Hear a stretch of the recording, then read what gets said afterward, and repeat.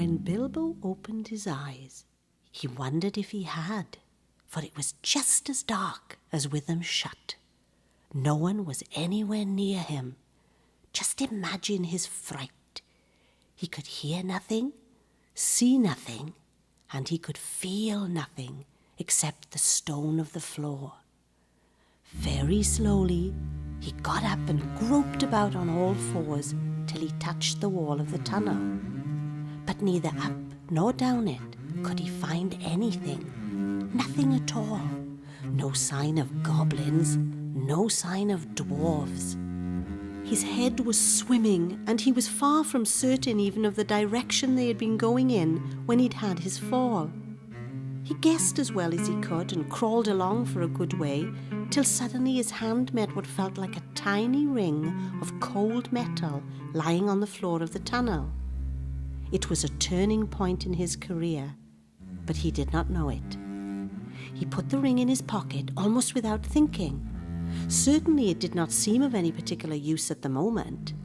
He did not go much further, but sat down on the cold floor and gave himself up to complete miserableness for a long while.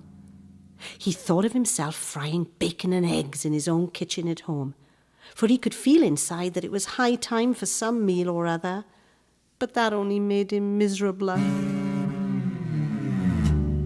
He could not think what to do, nor could he think what had happened, or why he had been left behind, or why, if he had been left behind, the goblins had not caught him, or even why his head was so sore.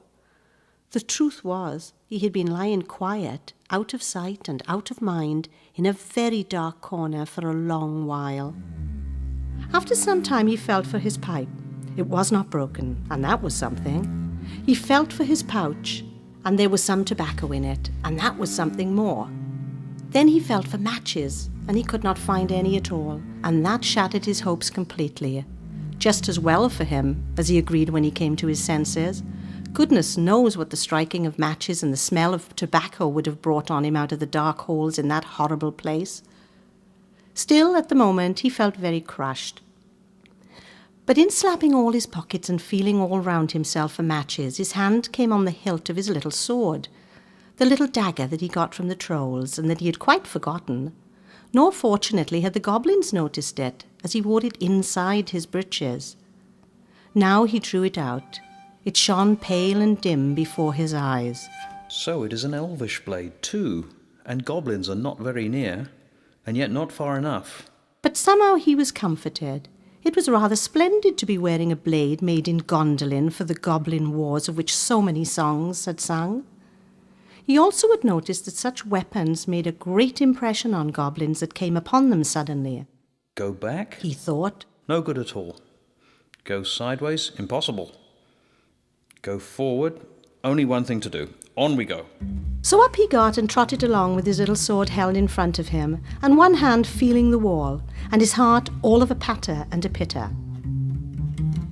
Now certainly Bilbo was in what is called a tight place, but you must remember that it was not quite so tight for him as it would have been for me or for you. Hobbits are not quite like ordinary people, and after all, if their holes are nice cheery places and properly aired, quite different from the tunnels of the goblins, still they are more used to tunnelling than we are, and they do not easily lose their sense of direction underground, not when their heads have recovered from being bumped. Also they can move very quietly, and hide easily, and recover wonderfully from falls and bruises, and they have a fund of wisdoms and wise sayings that men have mostly never heard, or have forgotten long ago. I should not have liked to have been in Mr. Baggins's place all the same. The tunnel seemed to have no end. All he knew was that it was still going down pretty steadily and keeping in the same direction in spite of a twist and a turn or two. There were passages leading off to the side every now and then, as he knew by the glimmer of his sword, or could feel with his hand on the wall. Of these he took no notice, except to hurry past for fear of goblins or half-imagined dark things coming out of them. On and on he went, and down, and still he heard no sound of anything except the occasional whir of a bat by his ears, which startled him at first, till it became too frequent to bother about. I do not know how long he kept on like this, hating to go on, not daring to stop. On, until he was tireder than tired. It seemed like all the way to tomorrow and over it to the days beyond. Suddenly, without any warning, he trotted splash into water. Ugh! It was icy cold. That pulled him up sharp and short. He did not know whether it was just a pool in the path, or the edge of an underground stream that crossed the passage, or the brink of a deep, dark, subterranean lake. The sword was hardly shining at all. He stopped, and he could hear, when he listened hard, drops drip, drip, dripping from an unseen roof into the water below. But there seemed no other sort of sound. So it is a pool or a lake, and not an underground river, He thought. Still, he did not dare to wade out into the darkness. He could not swim, and he thought too of nasty, slimy things with big, bulging, blind eyes wriggling in the water. There are strange things living in the pools and lakes in the hearts of mountains. Fish whose mothers and fathers swam in, goodness knows how many years ago, and never swam out again, while their eyes grew bigger and bigger from trying to see in the blackness. Also, there are other things more slimy than fish. Even in the tunnels and caves the goblins have made for themselves, there are other things living unbeknown to them that have sneaked in from outside to lie up in the dark. Some of these caves, too, go back to their beginnings, to ages before the goblins, who only widened them and joined them up with passages. And the original owners are still there in odd corners, slinking and nosing about. Deep down here by the dark water lived old Gollum, a small, slimy creature. I don't know where he came from, nor who or what he was. He was Gollum. As dark as darkness, except for two big round pale eyes in his thin face. He had a little boat, and he rowed about quite quietly on the lake, for lake it was, wide and deep and deadly cold. He paddled it with large feet dangling over the side, but never a ripple did he make, not he. He was looking out of his pale, limp eyes for blind fish, which he grabbed with his long fingers as quick as thinking. He liked meat, too. Goblin he thought good when he could get it, but he took care they never found him out. He just throttled them from behind if they ever came down alone anywhere near the edge of the water while he was prowling about. They very seldom did, for they had a feeling that something unpleasant was lurking down there, down at the very roots of the mountain. They had come on the lake when they were tunnelling down long ago, and they found they could go no further. So there their road ended in that direction. And there was no reason to go that way, unless the great goblin sent them. Sometimes he took a fancy for fish from the lake, and sometimes neither goblin nor fish came back. Actually, Gollum lived on a slimy island of rock in the middle of the lake. He was watching Bilbo now from the distance with his pale eyes like telescopes. Bilbo could not see him, but he was wondering a lot about Bilbo, for he could see that he was no goblin at all. Gollum got into his boat and shot off from the island, while Bilbo was sitting on the brink, altogether flummoxed and at the end of his way and his wits. Suddenly, up came Gollum and whispered and hissed. Bless and splash us, my precious. I guess it's a choice feast. At least a tasty morsel it'd make us. Gollum. The hobbit jumped nearly out of his skin when the hiss came to his ears, and he suddenly saw the pale eyes sticking out at him. Who are you? He said, thrusting his dagger in front of him. What is he, my precious? Whispered Gollum, who always spoke to himself through never having anyone else to speak to. This is what he had come to find out, for he was not really very hungry at the moment, only curious. Otherwise he would have grabbed first and whispered afterwards. I'm Mr. Bulwer Baggins. I've lost the dwarves and I've lost the wizard, and I don't know where I am. And I don't want to know if only I can get away. What's he got in his harnesses? Said Gollum, looking at the sword which he did not quite like. A sword, a blade which came out of Gondolin. Said Gollum, and became quite polite. Perhaps he sits here and chats with it a bitsy, my precious. It like riddles. Perhaps it does it? He was anxious to appear friendly, at any rate for the moment, and until he found out more about the sword and the hobbit, whether he was quite alone really, whether he was good to eat, and whether Gollum was really hungry. Riddles were all he could think of. Asking them, and sometimes guessing them, had been the only game he had ever played with other funny creatures before he crept down into the dark under the mountains. Very well. Said Bilbo, who was anxious to agree until he found out more about the creature, whether he was quite alone, whether he was fierce or hungry, and whether he was a friend of the goblins. You ask first. He said, because he had not had time to think of a riddle. So Gollum hissed. What has roots as nobody sees is taller than trees. Up it goes, and yet never grows. Easy. Mountain, I suppose. Does it guess easy? It must have a competition with us, my precious. If Precious asks and it doesn't answer, we eats it, my precious. If it asks us and we doesn't answer, then we does what it wants, eh? We shows it the way out, yes? All right. Said Bilbo, not daring to disagree, and nearly bursting his brain to think of riddles that could save him from being eaten. 30 white horses on a red hill. First they champ, then they stamp, then they stand still. That was all he could think of to ask. The idea of eating was rather on his mind. It was rather an old one, too, and Gollum knew the answer as well as you do. Chestnuts! He hissed. Teeth, my precious, but we has only 6. Then he asked his second. Voiceless it cries, wingless flutters, toothless bites, mouthless mutters. Half a moment. Cried Bilbo, who was still thinking uncomfortably about eating. Fortunately, he had once heard something rather like this before, and getting his wits back, he thought of the answer. Wind, of course. He said, and he was so pleased that he made one up on the spot. An eye in a blue face saw an eye in a green face. That eye is like to this eye, said the first eye, but in low place, not in high place. Said Gollum. It had been underground a long time, and was forgetting this sort of thing. But just as Bilbo was beginning to hope that the wretch would not be able to answer, Gollum brought up memories of ages and ages and ages before, when he lived with his grandmother in a hole in the bank by a river. My precious, he said. Sun on the daisies, it means, it does. But these ordinary, above-ground, everyday sort of riddles were tiring for him.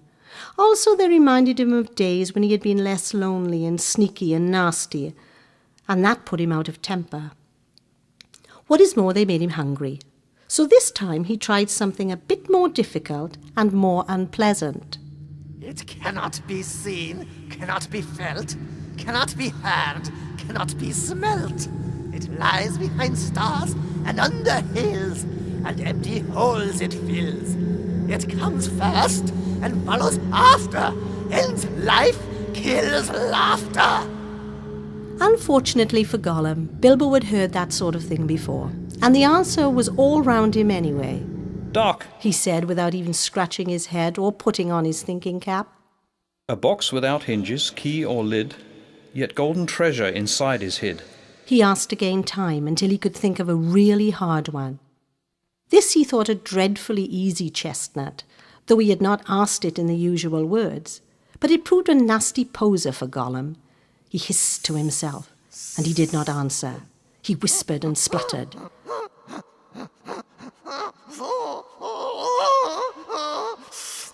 After some while, Bilbo became impatient. Well, what is it? The answer's not a kettle boiling over, as you seem to think. Give us a chance. Let it give us a chance, my precious. Gollum. Well, what about your guess? Said Bilbo after giving him a long chance. But suddenly Gollum remembered thieving from nests long ago and sitting under the riverbank teaching his grandmother to suck. Eggs it is. Then he asked, Alive without breath, as cold as death, never thirsty, ever drinking, all in bale, never clinking. He also in his turn thought this was a dreadfully easy one, because he was always thinking of the answer. But he could not remember anything better at the moment. He was so flustered by the egg question. All the same, it was a poser for poor Bilbo, who had never had anything to do with the water if he could help it. I imagine you know the answer, of course, or can guess it as easy as winking, since you are sitting comfortably at home and have not the danger of being eaten to disturb your thinking. Bilbo sat and cleared his throat once or twice, but no answer came. After a while, Gollum began to hiss with pleasure to himself. Is it nice, my precious? Is it juicy? Is it scrumptiously crunchable? He began to peer at Bilbo out of the darkness. Half a moment. I gave you a good long chance just now. Said the hobbit, shivering. It must make haste! Haste! Said Gollum, beginning to climb out of his boat onto the shore to get at Bilbo. But when he put his long, webby foot in the water, a fish jumped out in a fright and fell on Bilbo's toes. Ah, it is cold and clammy. Fish! And so he guessed. Fish! It is fish! Gollum was dreadfully disappointed. But Bilbo asked another riddle as quick as ever he could, so that Gollum had to get back into his boat and think. No legs lay on one leg, 2 legs sat near on 3 legs, 4 legs got some. It was not really the right time for this riddle, but Bilbo was in a hurry. Gollum might have had some trouble guessing it if he had asked it at another time. As it was, talking of fish, no legs was not very difficult, and after that the rest was easy. Fish on a little table, man at table sitting on a stool, the cat has the bones, that of course is the answer, and Gollum soon gave it. Then he thought the time had come to ask something hard and horrible. This is what he said. This thing all things devours, birds, beasts, trees, flowers, gnaws iron, bites steel, grinds hard stones to meal, slays king, ruins town, and beats high mountain down.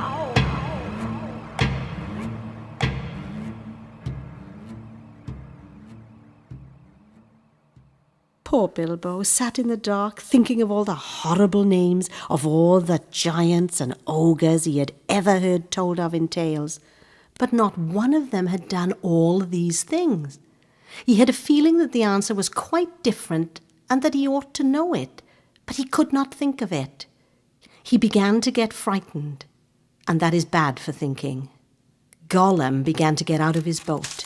He flapped into the water and paddled to the bank. Bilbo could see his eyes coming towards him. His tongue seemed to stick in his mouth. He wanted to shout out, "Give me more time! Give me time!" But all that came out with a sudden squeal was... Time! Time! Bilbo was saved by pure luck. For that, of course, was the answer. Gollum was disappointed once more, and now he was getting angry, and also tired of the game. It had made him very hungry indeed. He sat down in the dark by Bilbo.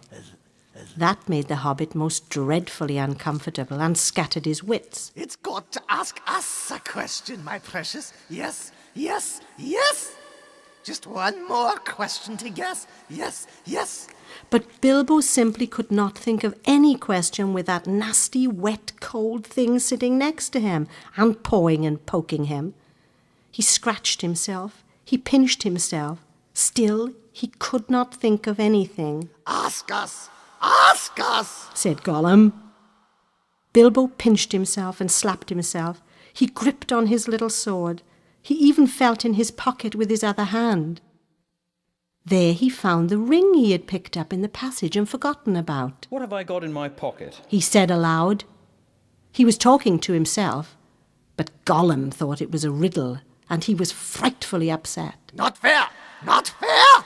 It isn't fair, my precious, is it, to ask us what it's got in its nasty little pockets is? Bilbo, seeing what had happened, and having nothing better to ask, stuck to his question. What have I got in my pocket? It must give us 3 guesses, my precious. 3 guesses. Oh, very well, guess away. Hanses. Wrong. said Bilbo, who had luckily just taken his hand out again. Guess again. Said Gollum, more upset than ever. He thought of all the things he kept in his own pockets.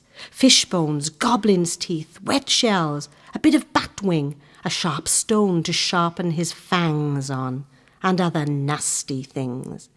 He tried to think what other people kept in their pockets. Knife! He said at last. Wrong. Said Bilbo, who had lost his some time ago. Last guess. Now Gollum was in a much worse state than when Bilbo had asked him the egg question. He hissed and spluttered and rocked himself backwards and forwards and slapped his feet on the floor and wriggled and squirmed, but still he did not dare to waste his last guess. Come on, I'm waiting. Said Bilbo.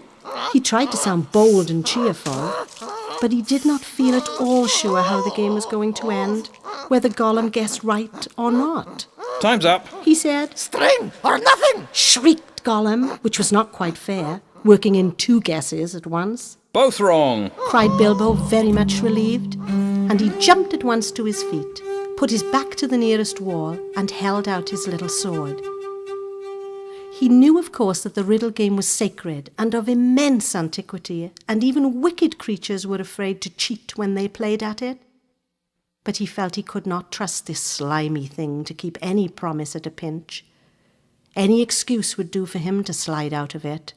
And after all, that last question had not been a genuine riddle according to the ancient laws. But at any rate, Gollum did not at once attack him.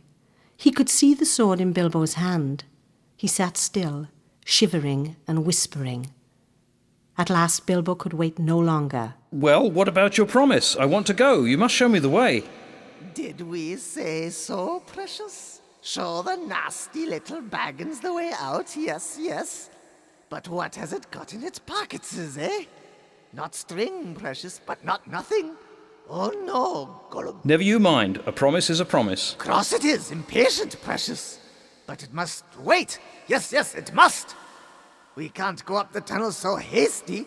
We must go and get some things. Yes, yes, things to help us. Well, hurry up. Said Bilbo, relieved to think of Gollum going away. He thought he was just making an excuse and did not mean to come back. What was Gollum talking about? What useful thing could he keep out on a dark lake? But he was wrong. Gollum did mean to come back. He was angry now and hungry, and he was a miserable, wicked creature, and already he had a plan. Not far away was his island, of which Bilbo knew nothing, and there in his hiding place he kept a few wretched oddments and one very beautiful thing. Very beautiful, very wonderful. He had a ring, a golden ring, a precious ring. My birthday present. He whispered to himself, as he had often done in the endless dark days. That's what we want now, yes? We want it. He wanted it because it was a ring of power. And if you slipped that ring on your finger, you were invisible. Only in the full sunlight could you be seen, and then only by your shadow, and that would be shaky and faint. My birthday present. It came to me on my birthday, my precious. So he had always said to himself. But who knows how Gollum came by that present ages ago in the old days, when such rings were still at large in the world? Perhaps even the master who ruled them could not have said. Gollum used to wear it at first, till it tired him, and then he kept it in a pouch next to his skin, till it galled him. And now usually he hid it in a hole in the rock on his island, and was always going back to look at it. And still sometimes he put it on when he could not bear to be parted from it any longer, or when he was very, very hungry and tired of fish. Then he would creep along dark passages, looking for stray goblins. He might even venture into places where the torches were lit and made his eyes blink and smart, for he would be safe. Oh yes, quite safe. No one would see him. No one would notice him till he had his fingers on their throat. Only a few hours ago he had worn it and caught a small goblin imp. How it squeaked. He still had a bone or two left to gnaw, but he wanted something softer. Quite safe, yes. It won't see us, will it, my precious? No, it won't see us, and its nasty little sword will be useless. Yes, quite. That is what was in his wicked little mind as he slipped suddenly from Bilbo's side and flapped back into his boat and went off into the dark. Bilbo thought he had heard the last of him. Still, he waited a while, for he had no idea how to find his way out alone. Suddenly, he heard a screech. It sent a shiver down his back. Gollum was cursing and wailing away in the gloom, not far off by the sound of it. He was on his island, scrabbling here and there, searching and seeking in vain. Where is it? Where is it? Lost it is, my precious. Lost, lost. Curse us and crush us, my precious is lost. What's the matter? What have you lost? It mustn't ask us. Not its business, no, Gollum. It's lost, Gollum. Gollum. Well, so am I, and I want to get unlost. And I won the game and you promised, so come along. Come and get me out, and then go on with your looking. Utterly miserable as Gollum sounded, Bilbo could not find much pity in his heart. He had a feeling that anything Gollum wanted so much could hardly be something good. Come along! He shouted. No, not yet, precious. We must search for it. It's lost. But you never guessed my last question, and you promised. Never guessed. Said Gollum. Then suddenly out of the gloom came a sharp hiss. What has it got in its pockets? Tell us that. It must tell first. As far as Bilbo knew, there was no particular reason why he should not tell. Gollum's mind had jumped to a guess quicker than his, naturally, for Gollum had brooded for ages on this one thing, and he had always been afraid of its being stolen. But Bilbo was annoyed at the delay. After all, he had won the game, pretty fairly, at a horrible risk. Answers were to be guessed, not given. He said. But it wasn't a fair question. Not a riddle, precious, no. Oh well, if it's a matter of ordinary questions, then I ask one first. What have you lost? Tell me that. What has it got in its pockets? To his alarm, Bilbo now saw two small points of light peering at him. As suspicion grew in Gollum's mind, the light of his eyes burned with a pale flame. What have you lost? Bilbo persisted. But now the light in Gollum's eyes had become a green fire, and it was coming swiftly nearer. Gollum was in his boat again, paddling wildly back to the dark shore, and such a rage of loss and suspicion was in his heart that no sword had any more terror for him. Bilbo could not guess what had maddened the wretched creature, but he saw that all was up, and that Gollum meant to murder him at any rate. Just in time, he turned and ran blindly back up the dark passage down which he had come, keeping close to the wall and feeling it with his left hand. What has it got in its pockets? He heard the hiss loud behind him, and the splash as Gollum leapt from his boat. Bilbo put his left hand in his pocket. The ring felt very cold as it quietly slipped onto his groping forefinger. The hiss was close behind him. He turned now and saw Gollum's eyes like small green lamps coming up the slope. Terrified, he tried to run faster, but suddenly he struck his toes on a snag in the floor and fell flat with his little sword under him. In a moment, Gollum was on him. But before Bilbo could do anything, recover his breath, pick himself up, or wave his sword, Gollum passed by, taking no notice of him. What could it mean? Gollum could see in the dark. Bilbo could see the light of his eyes palely shining even from behind. Painfully he got up and sheathed his sword, which was now glowing faintly again. And then very cautiously he followed. There seemed nothing else to do. It was no good crawling back down to Gollum's water. Perhaps if he followed him, Gollum might lead him to some way of escape without meaning to. Curse it! Curse it! Curse it! Curse the Baggins! It's gone! What has it got in its pockets? Oh, we guess, my precious. He's found it. Yes, he must have. My birthday present. Bilbo pricked up his ears. He was at last beginning to guess himself. He hurried a little, getting as close as he dared behind Gollum, who was still going quickly, not looking back, but turning his head from side to side, as Bilbo could see from the faint glimmer on the walls. My birthday present. Curse it! How did we lose it, my precious?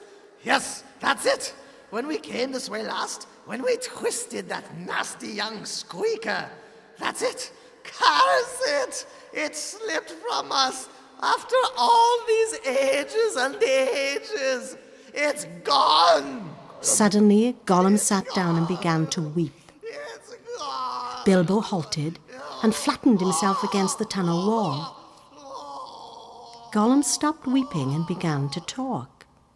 He seemed to be having an argument with himself. It's no good going back there to search, no. We doesn't remember all the places we visited, and it's no use. The Baggins has got it in its pockets. The nasty noser has found it, we says. We guesses, precious, only guesses. We can't know till we find the nasty creature and squeezes it. But it doesn't know what the present can do, does it? It'll just keep it in its pockets. It doesn't know, and it can't go far. It's lost itself, the nasty, nosy thing. It doesn't know the way out. It said so. It said so, yes, but it's tricksy.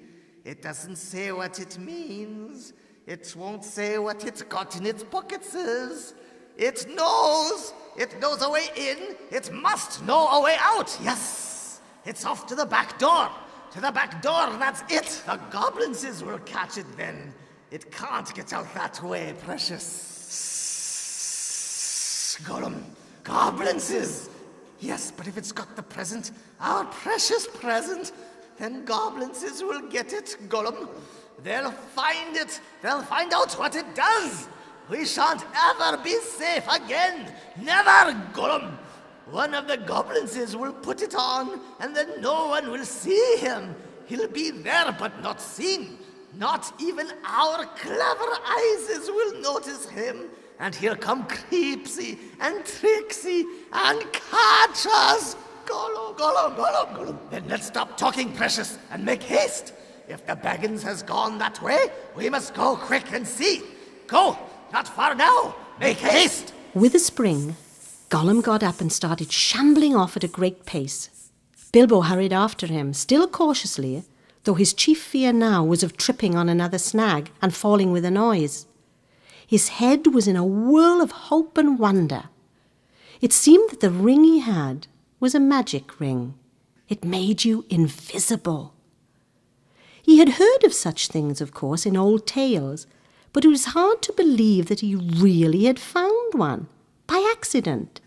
Still, there it was. Gollum, with his bright eyes, had passed him by, only a yard to one side. On they went, Gollum flip-flapping ahead, hissing and cursing. Bilbo behind, going as softly as a hobbit can. Soon they came to places where, as Bilbo had noticed on the way down, side passages opened this way and that. Gollum began at once to count them. 1 left, yes. 1 right. 2 right, yes, yes. 2 left, yes, yes. And so on and on. As the count grew, he slowed down, and he began to get shaky and weepy, for he was leaving the water further and further behind, and he was getting afraid. Goblins might be about, and he had lost his ring. At last he stopped by a low opening on their left as they went up. 7 right, yes. 6 left, yes. This is it. This is the way to the back door, yes. Here's the passage. He peered in and shrank back. But we daren't go on, precious. No, we daren't. Goblins is down there. Lots of goblins. We smells them. What shall we do? Curse them and crush them. We must wait here, precious. Wait a bit and see. So they came to a dead stop. Gollum had brought Bilbo to the way out after all. but Bilbo could not get in. There was Gollum, sitting humped up right in the opening, and his eyes gleamed cold in his head as he swayed it from side to side between his knees. Bilbo crept away from the wall more quietly than a mouse, but Gollum stiffened at once and sniffed, and his eyes went green. He hissed softly but menacingly. He could not see the hobbit, but now he was on the alert, and he had other senses that the darkness had sharpened, hearing and smell. He seemed to be crouched right down with his flat hand splayed on the floor and his head thrust out, nose almost to the stone. Though he was only a black shadow in the gleam of his own eyes, Bilbo could see or feel that he was tense as a bowstring, gathered for a spring. Bilbo almost stopped breathing and went stiff himself. He was desperate. He must get away out of this horrible darkness while he had any strength left. He must fight. He must stab the foul thing, put its eyes out, kill it. It meant to kill him. No, not a fair fight. He was invisible now. Gollum had no sword. Gollum had not actually threatened to kill him or tried to yet. And he was miserable, alone, lost. A sudden understanding, a pity mixed with horror, welled up in Bilbo's heart.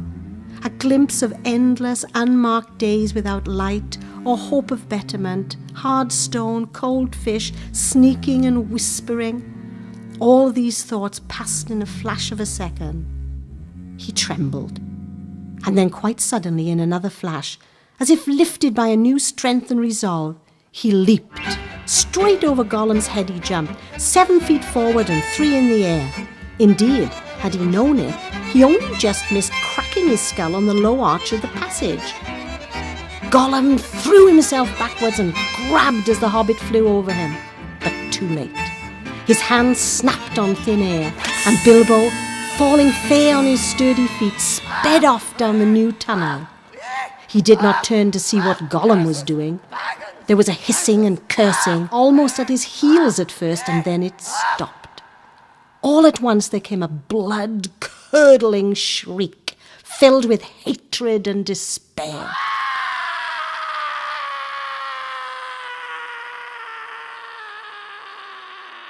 Gollum was defeated. He dared not go further.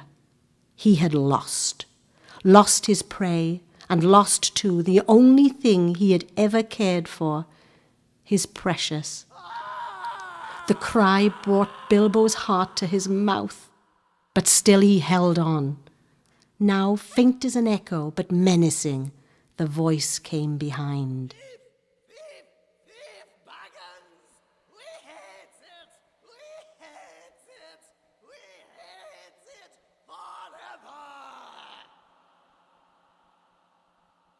Then there was a silence. Bilbo had escaped.